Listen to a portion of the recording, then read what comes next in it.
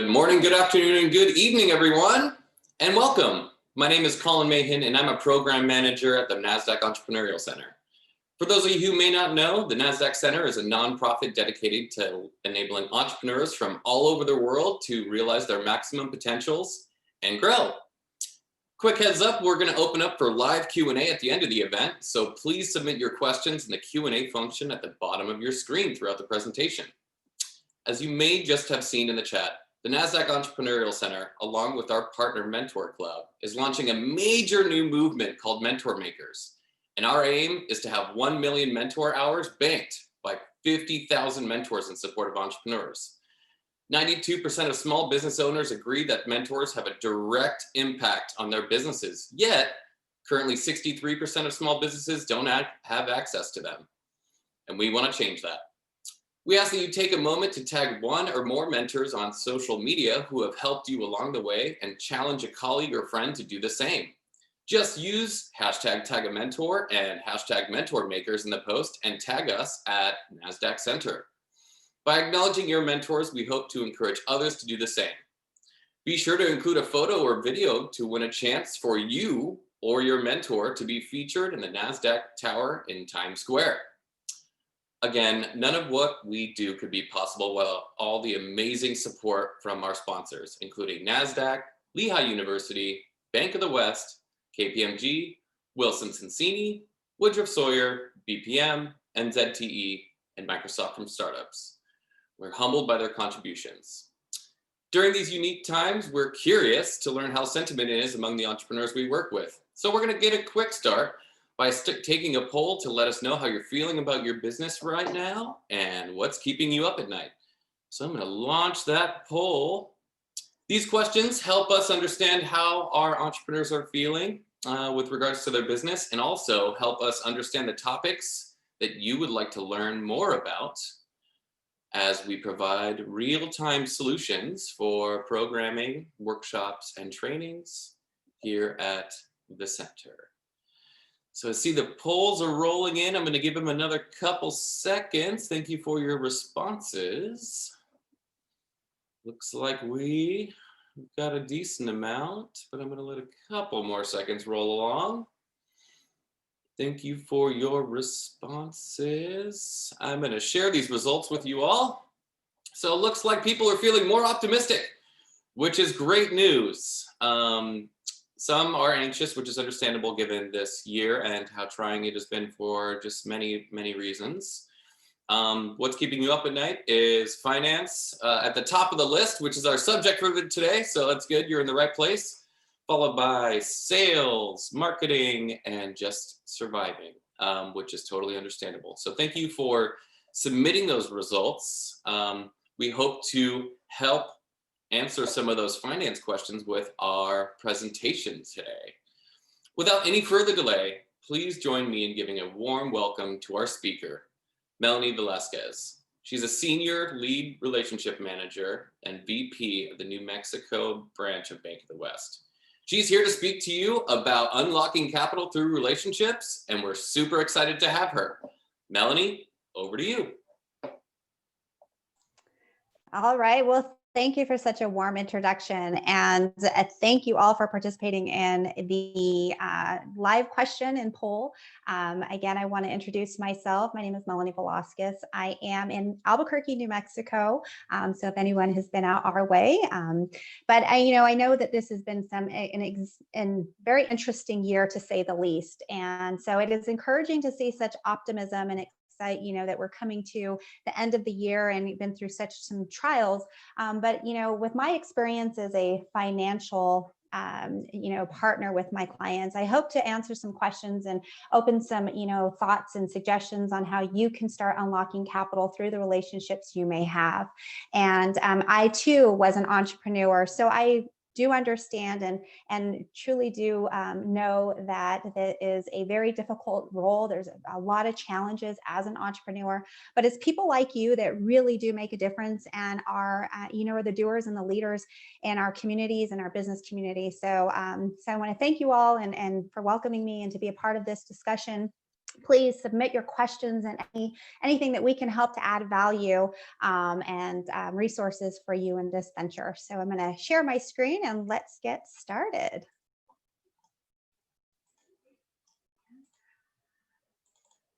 All right. So how are we looking there? All right. So again, a partnership with Bank of the West, I'm very proud to represent a financial organization that is truly committed to, the philosophies and the values that I stand true to be. We are definitely making an impact in our environment and a commitment to our environment and impacts that we have. We have not only local presence in our markets, but an international presence, which gives us a vast array of resources for our customers and our clients. And really near and dear to my heart is that we have such committed women in leadership that represent Bank of the West. And so myself, it really gives an opportunity to see growth, and it's encouraging, and it gives me optimism in the role that I have. So just a little bit about Bank of the West. One of the things that really, again, has been a very important strategic plan for Bank of the West is recognizing our entrepreneurs and who makes up those entrepreneurs. And a lot of that is through our women. And so again, we are in a new era and a new time where there is a large impact with our women-owned businesses. And through this platform that Bank of the West has initiated, we're really committed to helping women realize their dreams. We're bridging that wealth gap, and we're fostering innovation in a stronger economy. So this is a free resource that I encourage all of you, whether you are male or female, an entrepreneur, to really visit the link. And I know the resources will be provided to all of you for your review. But again, some really great information that can help you in the different stages of your business. Again, just some really impactful numbers regarding entrepreneurship, and specifically with our women-owned businesses. Again, there are estimated about 12.3 million women-owned businesses in the United States. We employ over 9.2 million people, and it generates over $1.8 trillion in revenue. So these are very, very staggering, important numbers. And we do, want to share with you again with that. One of the things that we got to focus on is that only about 16% of small business loans are actually granted to women-owned businesses, and only 2% of venture capital goes to women. So again, we have some work to do, and we're going to talk about some of those strategies and resources and tips that can help you through this stage of capital. So I ask a question to you as you're sitting there and wherever you are, and to really ask yourself, what stage is your business in?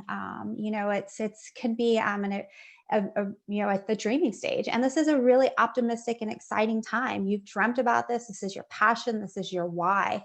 And this is really what you're putting together to start to go move forward as you start launching your business. And so are you ready to take that jump? Is now the time? Or are you in that growing stage? And I have such a unique opportunity to work with such a vast variety of business owners from that dreaming stage who are really going to market and really starting to put forward and go to a full operating business, to fourth generation businesses, companies that have been in business for over 80 years. And so it's a real unique time.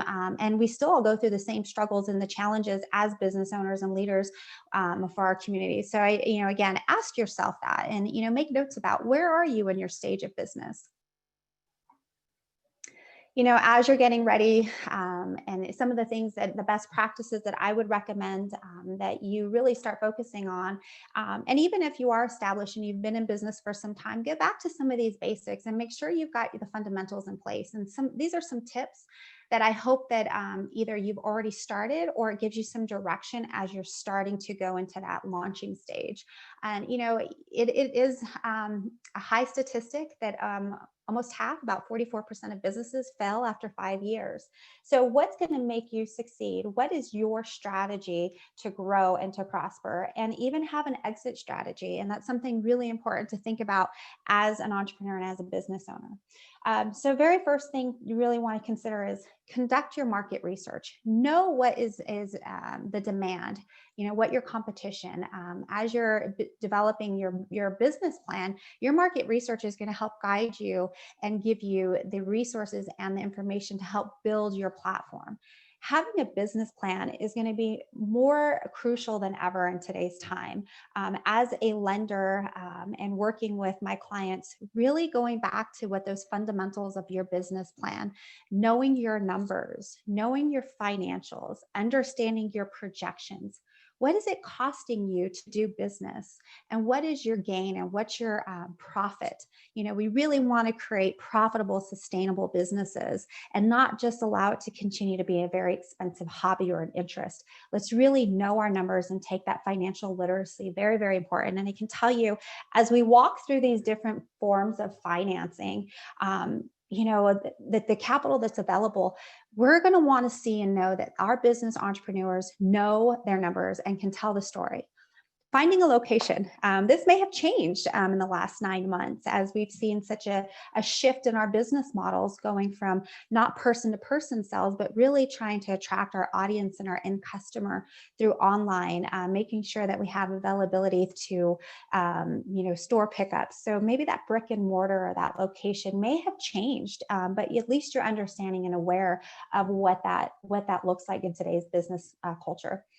Select a business structure. I think it's extremely important to understand what your structure should be, and partnering with an experienced expert, your CPA or attorney, to help you with this structure.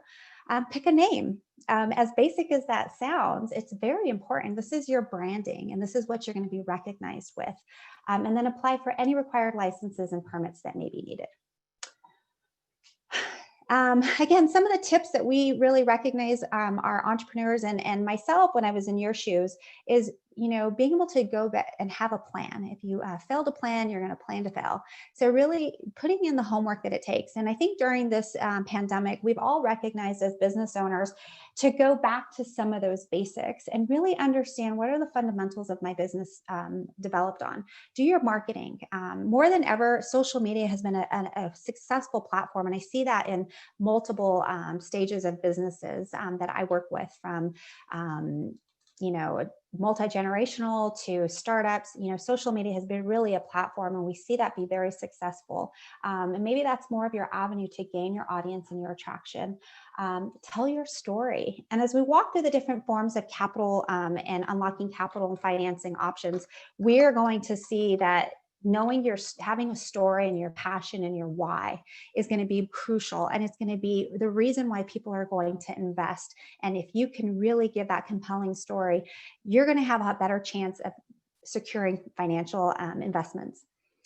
Financial literacy, more than ever, I think is extremely important to get the resources, find the tools, find the avenues that can help prepare you to understand your numbers.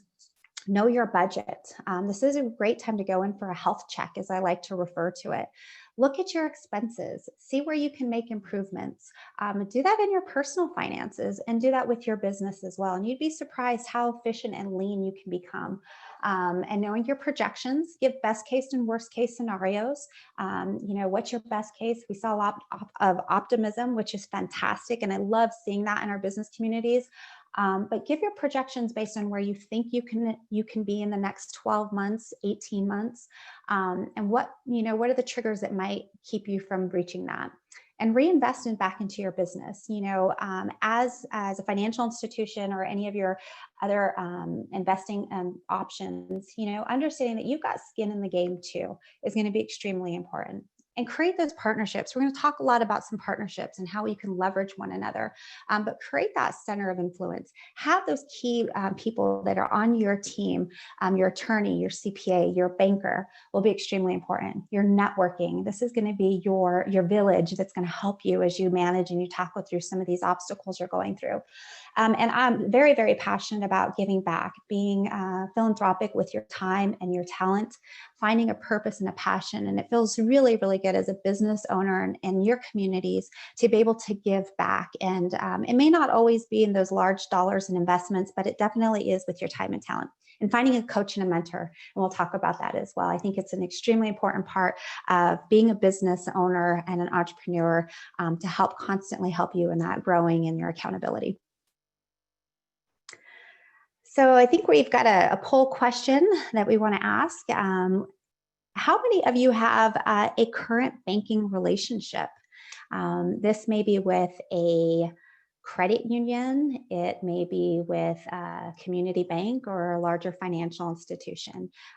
So how many of you have a banking relationship? Let's take a look here. All right, numbers are coming in. I like to see, yes. That, well, oh, we got some shift here.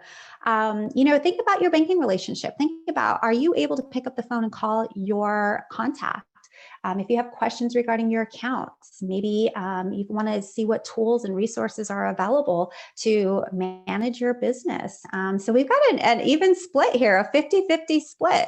And so I challenge you to pick up the phone. I challenge you to make those connections with your banking relationship. I think it's extremely important and crucial more than ever as we're reliant on some of the technology and efficiencies that financial institutions can provide. Set the expectation. What is it that you're looking for in a partner with your bank? So it's got to be a two-way street. I think it needs to be a mutual beneficial relationship. And so, yes, there's expectations I have of my clients as well, but I also understand what their expectations are of me. So very good. So we've got a nice 50-50 split. So some homework for some of you to go back. And for those who do have a banking relationship, continue to nourish those and use them as a resource. So we talk about credit. This has been my background for about 20 years, and my professional career allowed me to have a real strong grasp of the financial responsibility it took as an entrepreneur to know my numbers, to understand, budget and expenses, and really am I leveraging my business in the appropriate way? And I think that's really, really important. And it helped me as an entrepreneur. So some of the tips and best practices to start thinking about as you're building credit is you want to make sure you're incorporated. Separate your business from your personal. We really want to segregate the two of those and create a streamline, and it gives you a practice and a discipline of keeping the two separate. Obtain your federal employer identification number. A lot of times right now, as you're applying for any type of grants or any kind of stimulus funding or relief funding that is available, you want to be able to incorporate and make sure you have that EIN number. So it's extremely important during this process as you're looking for additional capital and resources to finance your business. Apply for a business credit card. So go back to that business banking relationship that you have. This may be a minimal credit card exposure amount, but what we're doing is we're establishing credit. We're establishing credit for your organization or entity. And so again, it's going to be crucial that you have good paying cycles, that it's reporting to the credit bureaus. And again, use that for your payables and your expenses. Very simple. I was working with a new startup just last week, and we had some great conversation. And I asked her, she was opening up a fitness facility. I said, "Are you sure you want to do this right now?" And she said, "Yes." And it was that passion and that quick response that yes, she's ready for this. So we went through these tips and tools, and it was very simple processes, and gave a checklist. Opening up that business banking account, start paying your bills, start really managing both your business and your personal very separately now. Set up a dedicated business phone number and list it. It's going to be your marketing. It's going to be your resource, your reviews. As a lender, we look at these to ensure that we've got a viable company, we've got a reputable company, that you really are putting your best foot forward as a new organization. Establish a line of credit with your vendors and your suppliers. Are you purchasing raw goods? What is your inventory looking like? Make sure that you're establishing a good rapport and a good relationship with any of your vendors and suppliers. And really, really important. I know this seems very, very basic, but pay your bills on time. We're going to want to see that, whether it's with a financial institution or with any of your other funding options. Making sure that you have a good credit, and the way that you manage your personal credit is going to say a lot about the way you manage your business credit. And so we're really reliant on that. Those personal credit scores, your business credit scores are going to be extremely important. And more than ever now, it's really going to show the character of our borrowers or our companies that we're investing in. And just manage your banking accounts as agreed. Okay, so I know there's been a lot of interest, is capital available? Is there funding available? And there truly is. I think what's different in today's environment is that with the pandemic and with COVID, it really has set this screeching halt to our business community. I don't think anyone could have prepared and understood the magnitude of what was going to happen. But as businesses are starting to adapt and we are reactive to what is going on in our country and around the world, we still have businesses to run. We still are thriving. We are seeing successes, and we're seeing that there is available capital for our business owners. And so these are just some of the different types of funding options that are available. Self-funded. I started as a self-funded business. I was working full time, as many of you are, and you're building your business on the side, or you're investing any additional savings. You're using any personal lines of credit. You're using personal credit cards, or if you have the ability to finance it because you've got a good flush of cash, you're able to do that. So you're self-funding, and so you want to recognize that as well, and you want to account for every dollar that you're reinvesting back into your business as a startup. It's crucial to see that. Again, we talk about sweat in the game. Are you invested in this business? Can you walk away quickly and easily? Those are some of the things that the other types of funding options are going to be looking at as well, and also with the banks. Angel investors. Typically, again, these are going to be for your startup. They're going to be a little bit of a higher risk, but there is capital available. I think the common denominator for all of these types of funding options is it holds true to knowing your story, having a passion why, and knowing your numbers. More than ever, that has become really, really crucial, and who is being selected and what investors are going to start injecting capital into your business. So again, angel investors, they are very passionate. They're very committed to the entrepreneurial spirit and wanting to give back. And so a lot of times this is their way to do that. There may not be a high rate of return, but there is an opportunity that they see, and they believe in this business, but it starts with you and telling your story. And again, it's definitely, it goes back to your business plan and knowing those numbers and your market opportunity. Another option that has really gained a lot of attraction and momentum in the last few years has been crowdfunding. Again, this is going to take smaller amounts of funding from various sources for your purpose or for your goal. We've seen this in the for-profit and nonprofit sector. So again, it can be specific to a capital campaign of some sort.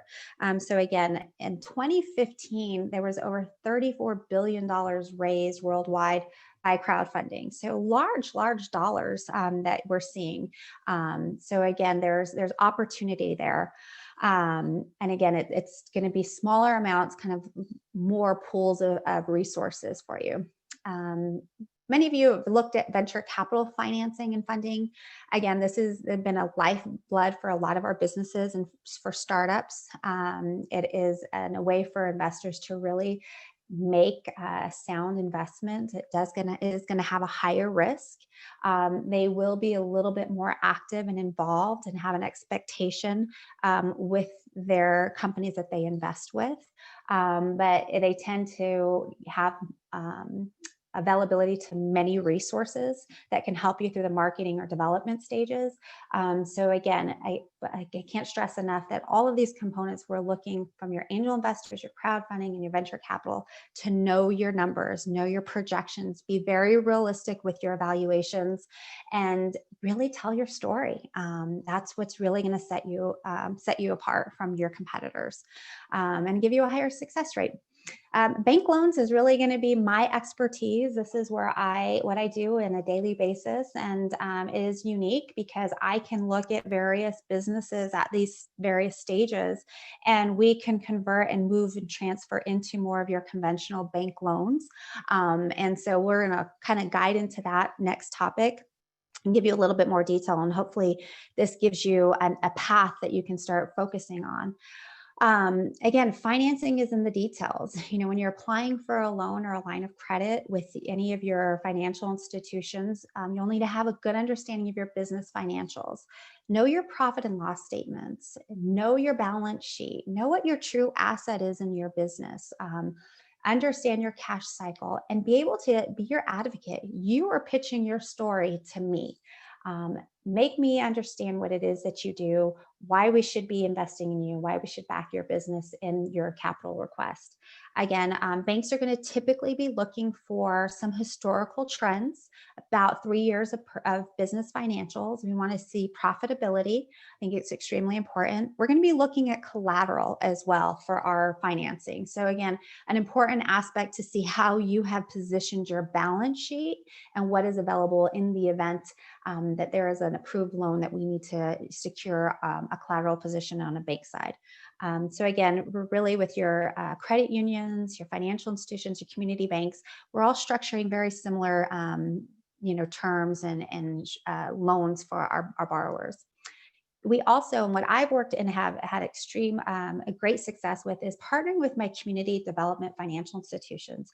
These are going to be more of that micro lending loan request. So again, as you're starting your phase and you're venturing and you're maybe don't have the historical trends, maybe you're not quite at generating revenue at this point, but you still need that additional capital for startup needs, whether it be inventory, equipment, operating expenses. I've worked and partnered closely with my local community development financial institutions, and we help to bridge that gap. I mean, they can be loans from $500 to $50,000 and get them to a point where they're now in that launching stage.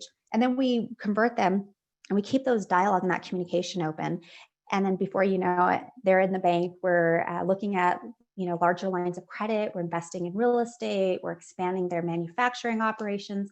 So it is a great partnership to have. And I've also recognized that our community development financial institutions have a lot of great resources and free seminars for our business community to take advantage of. And even though we're a lot at work remote or at home, there's still such a wide variety of resources that you can tap into. And I challenge you to make that commitment to take full advantage of any training and information that you can possibly get.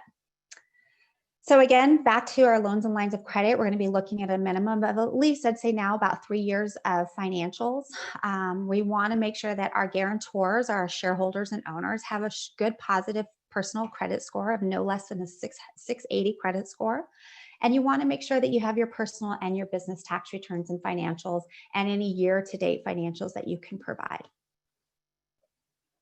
There's such a variety of loans and options. You've got to figure out what is right for you when you're looking at the conventional lending side. I think it's extremely important to have that banking relationship and leverage and use your financial advisor or your CPA to help you understand what is the right financing method for you.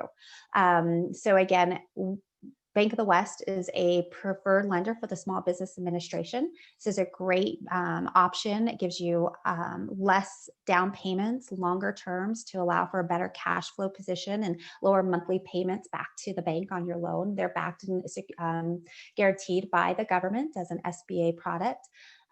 We have we have business equipment loans. So if that expansion, you're looking for manufacturing, construction equipment, vehicles, we've seen software and computers as well as part of that equipment. Any real estate loans, and then any of our professionals that are starting out in the medical or dental industry, practice finance has always been a really great option as well for any of those startups. Again, as I mentioned, SBA has been it's been a popular acronym. It's our Small Business Administration. Again, Bank of the West is a preferred lender, but again, there's a lot of great resources on their website to talk to you about the various types of lending that is available for our small business owners. Again, it can be to expand your business. You can buy out a partner. You're purchasing any real property or equipment. And it gives you a little bit more flexibility and a little bit better cash flow to manage. And so that's what they recognize in as far as the lending and the structure for our entrepreneurs. Again, you want to make sure that you're financing appropriately, making sure that you're using short-term needs for the short-term financing. So again, knowing that cash cycle, understanding where your downfalls are when you're receiving cash in, you're making your sale of your products or your goods or your services. When are you actually getting payment? When does cash actually become yours? And then how quick do you have to pay it out to pay for your expenses or your inventory or any of your other payables? So that's where your business line of credit comes into play. It is a great mechanism that a lot of our clients are reliant on. We're seeing that to be a little bit more of a demand at this point, and you may see that with your business model as well. We're seeing a supply chain issue and concern with delivery, pre-ordering early because we've got some restrictions in different states and manufacturing. Or if you're ordering products or goods abroad, you've got to take into consideration that lag time in delivery. So that's where those lines of credit come in to help push in that gap for you. And then really knowing if you need true long-term working capital needs. Again, is this a startup working capital and that it's going to be financed over a longer period of time where you're making actual principal and interest payments to pay down that debt versus a lot of times what we see is a misuse of a line of credit or a credit card per se, where you're not paying off in full. Those are really intended to convert into pay in full and to rest as zero balance. So again, having those conversations with your banker, your CPA, and a trusted advisor is going to be extremely important. Again, Bank of the West has been an advocate for our business communities and our small business owners. Again, not only just for our women entrepreneurship, but all entrepreneurs within our footprint. And we've devoted and created resources. And so I suggest and give you advice to really get involved with your local, maybe your state, your city, your county. There are multiple microfinance lenders, again, that we've talked about. Right now, we're seeing a lot of grant applications and grant money available for our business community. And so again, do a little bit of homework, roll up your sleeves, be involved in your economic development organizations, outreach. There's a lot of organizations within your communities that you can really leverage and start applying for these grants. They're private, they're municipalities that are giving grants. That are even, full dollars. I've seen up to $10,000 for business owners or relief for any of your utilities, your rent expenses. So those are the things that you want to start looking for as well. One of the resources, again, that I work closely with is our America's Small Business Development Center. And again, resources will be provided to all of you to be able to log in, see what is available in your community and take advantage of, any of the seminars or information. They'll help you with business plans. They will link you up with CPAs and advisors to help you navigate through some of these questions that you may have when we're looking about the financials and how to present your business plan and knowing your projections. Again, the Working Solutions is another community development financial institution, a really great resource, and Bank of the West partners with well. And so again, additional resources for you, and hopefully you can put these in your pocket and use them to help you through in navigating additional capital. I think during this pandemic, we have all had questions and concerns about, is there available? One of the concerns was financing and how can I obtain any additional capital? Well, these are the responsibilities that we're going to put on you as a borrower or someone who's looking for additional funding, whether it be through your different, your angel investors, your crowdfunding, your venture capitalists. Any new loan requests, we want to know that you have confidence in your numbers. Complete financial package and including timely and accurate reporting is going to be crucial right now. We are going to look and we're going to be putting those financial packages together and telling the story and explain any swings in financial performance. Be honest in those, and they could be good or bad. I always use the analogy as a lender as it's the tip of the iceberg. So I only know what I see, and there's always going to be something unraveling. So the sooner you bring it to the attention of your partner, your investor, your banker, I think that that's the best way to approach it right now, especially during this pandemic. And so what's your responsibility? Explain why you're looking for a bank. We're going to ask you, are you in a troubled situation? Are you in a loan workout situation? Be very, very open and candid about that. One of our focus points right now is a detailed COVID discussion on the impacts of your business operations and future performance.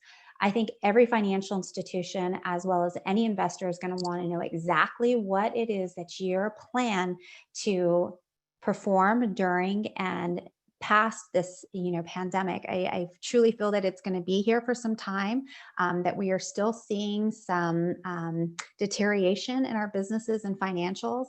And it's just, again, one of those things that nobody could have planned for. But what is your operations response to this? How are you managing social distancing? How are you managing your business if your doors are shut for operations? So those are big conversations, and be very detailed on that information. Um, what's your action plan? If there's a poll that we can take and talk about, has any of the business owners or entrepreneurs on this call, if you've received any stimulus funding through the SBA, whether that be through your payroll protection program, the economic injury disaster program, if you've received those fundings and those dollars, what is your plan once that assistance expires? Do you have a plan in place? And that may help you do some projections and forecasting in your financials. So again, really, really important to have that response. And give a detail of any other stimulus funding that you have received. It could be grant, federal, state, or private, or public funding, or it can also be through the Small Business Administration on the Economic Injury Disaster Program. So I've told you what we are looking for in our clients and our borrowers. But also, here is what I feel is a responsibility that I'm providing for my customers and my clients. And I challenge you to also set that expectation with your banking relationship. It's extremely important. It has to be a two-way street. Am I meeting frequently with my customers? And for us in the state of New Mexico, we're in a high restriction. So we're doing a lot of phone calls, a lot of webinars and Zoom calls. And, we're making the best of our situation. But it's meeting frequently and making those check-in calls, I think, are extremely important. So if you haven't heard from your banker, maybe you pick up the phone and you engage in that conversation. I want to understand my businesses and look beyond their numbers. I want to know what truly is going on with their business and how are they being affected? How are they growing? What are their challenges and their struggles? And can we come up with a strategy and a plan? And I feel that that is my responsibility as a lender and as a banking relationship manager. I'm doing research about my businesses and understanding what are the factors that are going to impact my companies. Is it restrictions that are being placed on different states and different industries? Is there product and supply demand that we need to be aware of and concerns? Are there going to be different regulations that'll be coming through to our business owners? What kind of competition is there? And what's our social issues? And we have a lot of consumer confidence that we've got to build with our clients, and our clients are doing that with their customers as well. Understanding your business cash cycle, so important. We touched that in talking about how that cash cycle works, and that will help you with your projections and your forecasting. I want to provide a consultative analysis and be proactive, and I don't want to be reactive. If we can create a strategy and put some conversations in place and at least start to have the wheels turning a little bit more as a team, I feel like we can be ahead of the game. And instead of reacting to a negative situation, we've already addressed it and we're working together to come up with solutions. I want to connect my clients with resources and centers of influence, and that's been really important to me.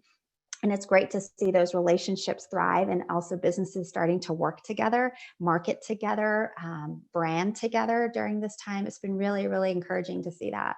And just be available. Are we returning phone calls? Are we getting back to our customers and our clients? Are we sharing with them any information that we might think is important to their industry? And more importantly, we're human. There's a human aspect to all of this. So if you are in a lending relationship right now, if you have a bank that you're working with, I think we've just got to be empathetic. This is not something that we could have chosen. And I think that if we can work together and show that human, compassion towards one another, I think we can get through this together. Some of the warning signs that we tend to see, and this is straight from our credit risk, and I'm sure that as your other investment partners would also agree that if these are some of the signs that we're experiencing with our clients, our borrowers, our business owners, it's going to be concerning if you're not responsive or uncooperative. So again, keep that open dialogue with your partners and your banking relationships. Watch your delinquencies. We talk about the importance of paying on time.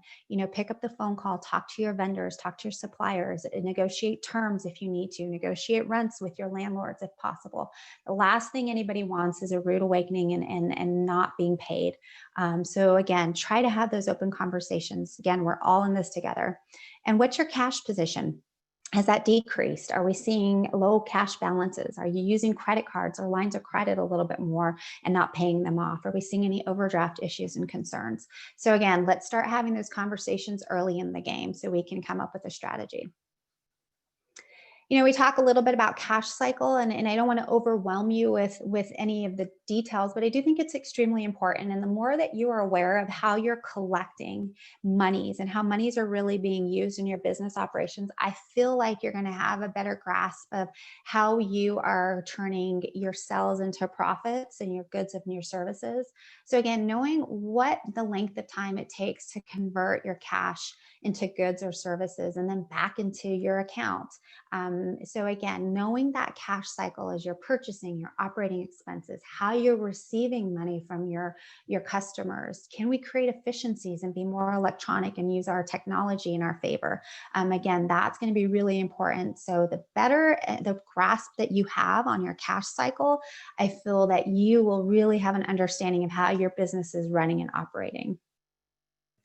Again, focusing on 3 areas as you're looking at your cash cycle. So again, days of sales outstanding and days of payables outstanding. So think about it as your cash on top, and then your receivables just filling you, but you've got to push back and pay out all your payables, so your operating expenses. So again, that's going to be a really very much so reliant on one another. So again, understanding that if you have terms of payment within 30 days, but your payables is 15 days, you're going to have that shortfall of about 15 days. So be mindful, negotiate those terms, find efficiencies and technologies to help expedite that cash flow cycle for you. Again, our borrowers, we talk about where's that lag time.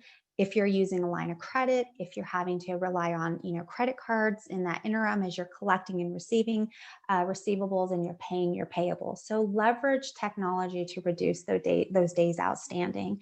Negotiate your terms, very, very important.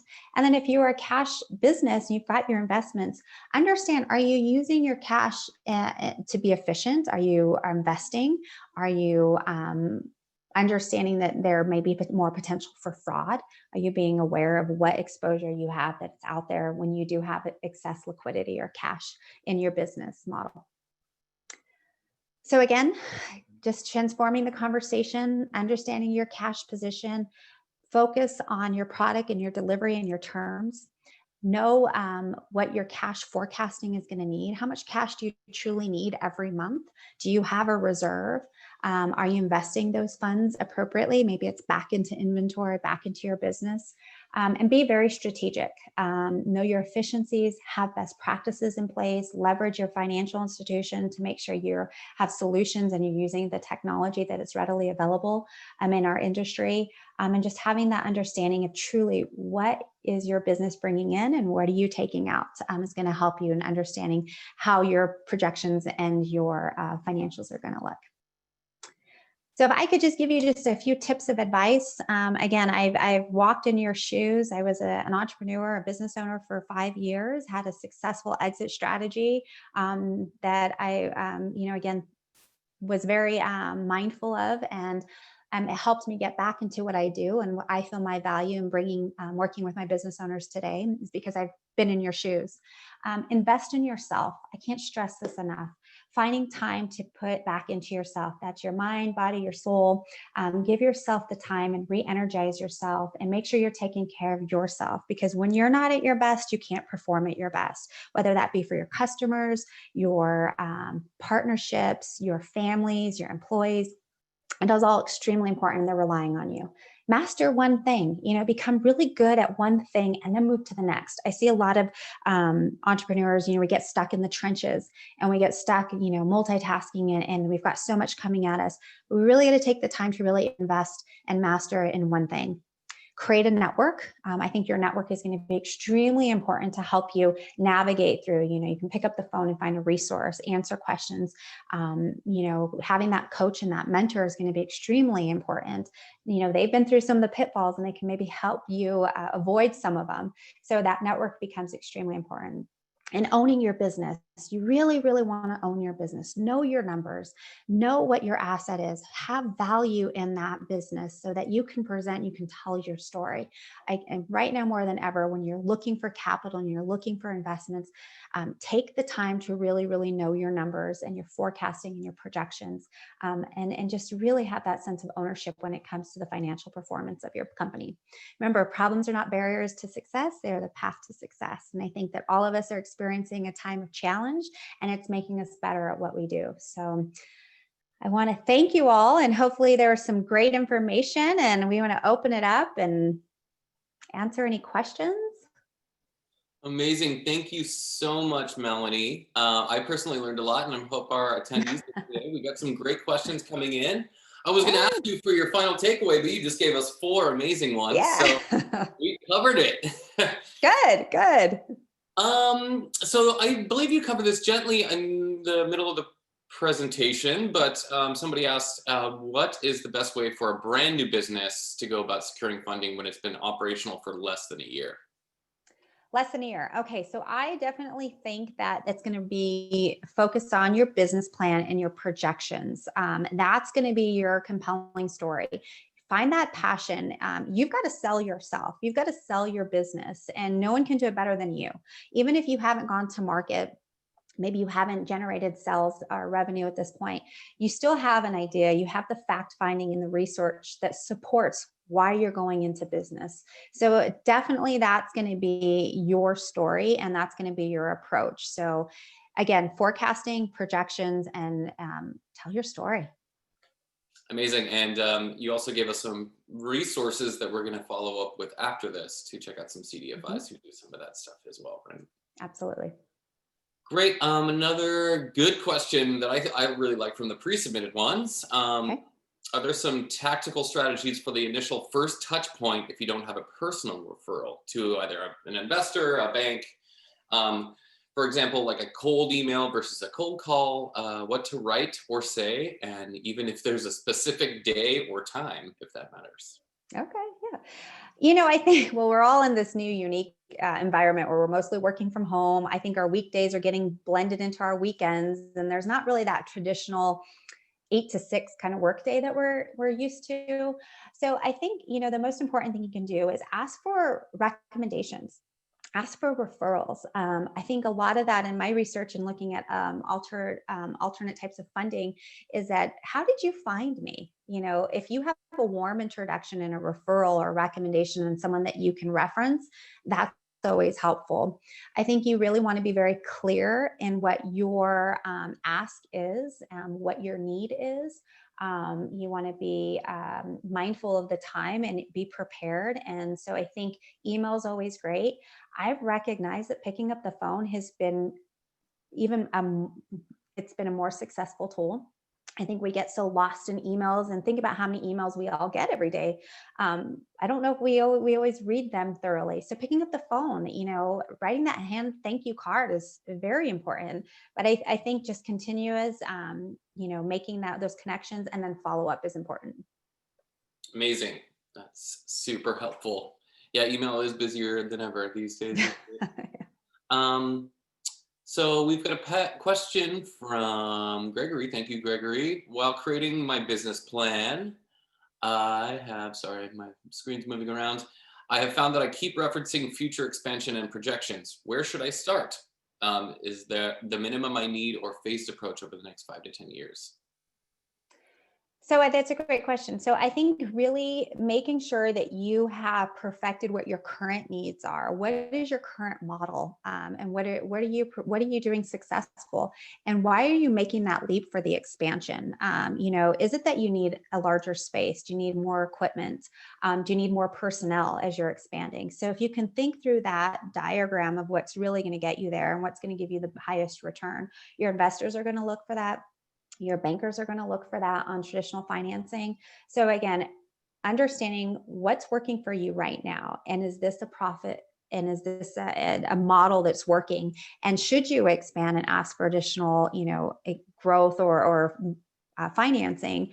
How can you support that? And I do like I like a 1-year plan, and I like a 5-year plan, a 10-year, and don't forget your succession planning. Think about that exit strategy. I think it's so, so important as business entrepreneurs that you look at that and you really take the time to think through, where do you want to be? How do you want to lend your legacy?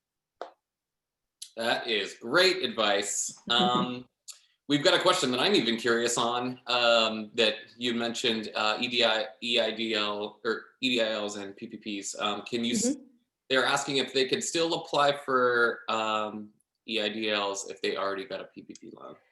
So there was additional sources of funding, rounds of funding that were available. I know when the first round went through in March, it was a scramble and was first come, first serve. And they have expanded and opened that up. And the parameters are still ever changing through Washington and through the SBA to allow for the forgiveness piece. We're right now in that forgiveness application piece where those loans are now being converted into grants. So they're not to be repaid back if the requirements were met by our business owners. So again, I would highly recommend visiting the SBA website, looking at the additional sources of funding for the disaster relief funding. I know that there has been a lot of funding that's been available, and also look at your state and your municipalities, your counties, your cities, because I know that there's a lot of resources and funding that they're allocating. And it could be, small dollars, but it adds up. Great advice.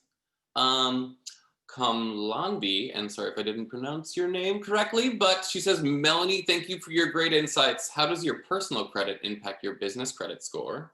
And how to move a not so great personal credit score to a great business credit one? Great, great question. That is something we actually see. We can have fantastic, successful businesses. Their business financials look great. But I can tell you we've had declines on business loans because our guarantors or our business owners have very poor credit. But it's not something that you should just throw your hands up and say, okay, well, there's nothing I can do. There's absolutely a lot of things that you can do to repair your personal credit score. So yes, your personal credit is very, very important, more so than ever. Remember, the way you handle your personal credit is going to be an indication on how you handle your business credit. So go back to any of those delinquencies, pay any collection items, contact any of your charge off items, see how you can rectify and correct those. I would start with those areas, and then just start managing your personal credit. Make sure that you have no delinquencies, no late pays, no charge offs. That's going to be extremely important. You can rebuild that credit. So it's not an end all be all. That's great advice. Got a question from Fred. Thanks for the question, Fred. How much emphasis do investors place on a business's non-dilutive funding? Can it be a determinative attribute if debt is managed well and grants are secured? Also, do banks and vendors use their investor funding as a variable for their risk assessment? Well, you definitely want to disclose any type of funding that you're receiving on your financials, or if you're going for traditional or conventional financing options. So we want to see, where are you getting monies and who do you have to repay back? I think is extremely important. And have you also given up a piece of your ownership, your decision making as you're going into your funding? So yes, be full disclosure. You will want to know what your repayment sources are, what are your terms. I think are going to be extremely important. So the more information that you can give, and be very transparent about it, the financials are going to show that. Again, are you borrowing a lot of money? Are you not having a lot of return? Those are the types of things that will kind of weigh out. But it's definitely very fair that you want to disclose as much information as you can when it comes to your financials or any injection of capital. Amazing. Super helpful. This is one that I think would be beneficial for everybody on the call today, hopefully. What do you think the biggest challenge for borrowers is in this economic environment? Yeah, so we're definitely seeing it. We're making loans. We are definitely having new credit established within my portfolio.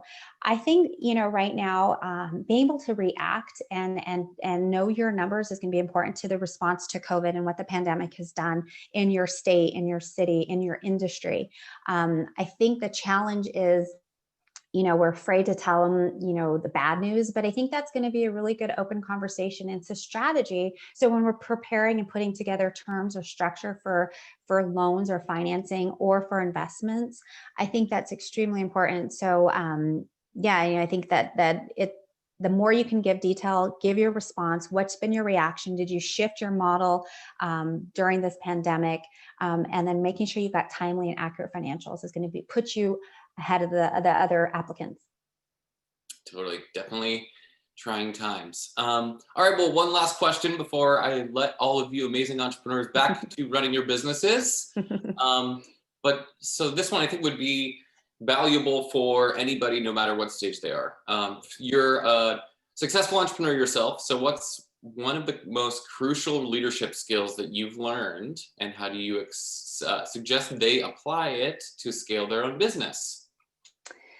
Yeah, I admire all of you that are out there, because being an entrepreneur, you truly are a leader, whether you wanted the role or not. You are in a leadership role, and it takes a lot of guts and it takes a lot of confidence to do what you do. So first of all, just be proud of what you're doing. I feel that for me, what helped me is that, and even helps me now as I'm back into the financial industry, is that I've always had a coach and a mentor. I had a business coach when I was a business owner and entrepreneur, and it created a sense of accountability, and it helped me set goals and learn. I think you've got to constantly be learning. I'm learning every day, and that's why I love what I do, because I get to work with entrepreneurs like all of you, and I'm learning every single day a new way of doing business, a new market share, a new idea. So to me, that's the rewarding part of my job, is that I'm constantly learning. So if you're in a position right now at any stage, find a coach, find someone that will mentor you and commit that time. And you're just going to see the benefits of it, and it's just priceless. Amazing. Well, that is a perfect transition into talking a little bit about mentor makers. Thank you so much, Melanie, for taking the time to share your expertise, your insights with our community today. On behalf of everyone on our team and everyone in attendance, we really thank you for joining us, and hopefully everyone learned a lot. Lastly, we'd like, speaking of coaching and mentorship, we'd like to ask you all in attendance to take a moment to tag 1 or 2 mentors on social media who have helped you along the way, and challenge a colleague or friend to do the same. Just use hashtag #TagAMentor and Mentor Makers in the post, and tag us at NASDAQ Center. By acknowledging your mentors, we hope to encourage others to do the same, and increase the mentorship hours that we're going to contribute to entrepreneurs from across the globe. Be sure to include a photo or video to win a chance for you or your mentor to be featured on NASDAQ Tower in Times Square. We also have some great events coming up for all of you entrepreneurs hungry for more information and for tactics to help support your businesses. So this Thursday, we've got a presentation on unstoppable confidence to sell, pitch, and present virtually with Casey Carpenter. And then next Tuesday, we've got a top PR tools and tactics for early stage startups with Valerie Chan. So if you guys are interested, we hope you can join us. Thank you all for joining us today, and we look forward to seeing you online soon. Have a good one.